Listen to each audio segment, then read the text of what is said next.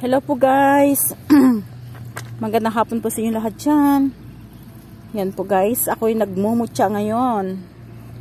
Yan. Magmumutya tayo ulit. Tara po, samahan niyo po ako. Sa nais po. Dito ulit ako sa pinupuntahan ko guys. Umuwi muna ako saglit para maghunting ng mutya muna. Kahit kainitan po, pero hindi naman masyadong mainit, umuulan-ulan naman po guys. Kaya medyo okay pa ang panahon na kakayanin ang init. Hindi masyadong mainit. Yan, hunting mutya tayo muna.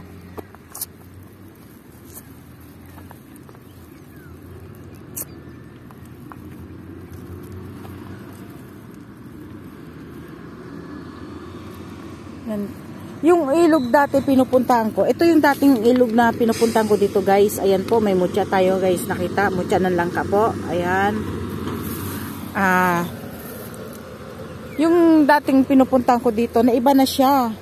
Kumbaga yung kanyang, kumbaga na gumawa sila ng ano pala dito, tulay. Kaya naiba yung itsura ng ilog. Hindi na katulad dati.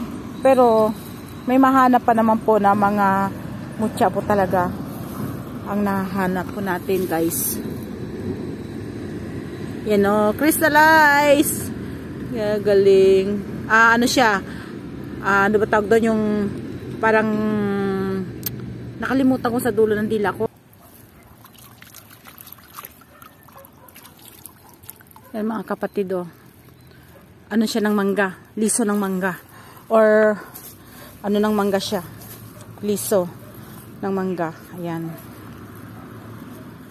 Alam niyo po ba ang liso ng mangga or buto ng mangga, naging bato, yan din po ay ginagamit din po sa paninda or panghalina sa customer. Kasi po tulad din ng mangga po, ang tunay na mangga po, di po ba kapag mahinog, mabango, maamoy, naakit ang mga tao kahit hindi na pabili, nababalik ulit sila ng pabili sila kasi ang bango. Ganon din po kapag kayo ay may tangang kayo mutya ng langka, babalik-balikan kayo ng mga customer guys, sa totoo lang po. Kasi iba talaga ang mga buto or mutya, talagang pure, nakakahalina. Kaya po mas mainam po may mga mutya tayo talaga. Ibang sinasabi nila buto, pero mutya or pipita, kung tawagin sa amin pipita, yan po. Ganito kaliit, yan po pipita ang tinatawag dito. Guys, alam nyo naman po, kini-cleansing ko muna yan. At, syempre, lalagyan natin ng basbas ang ating mga mutya para lalong nakakaakit or lalong, wow guys, so mutya na lang ka ulit guys. Yan.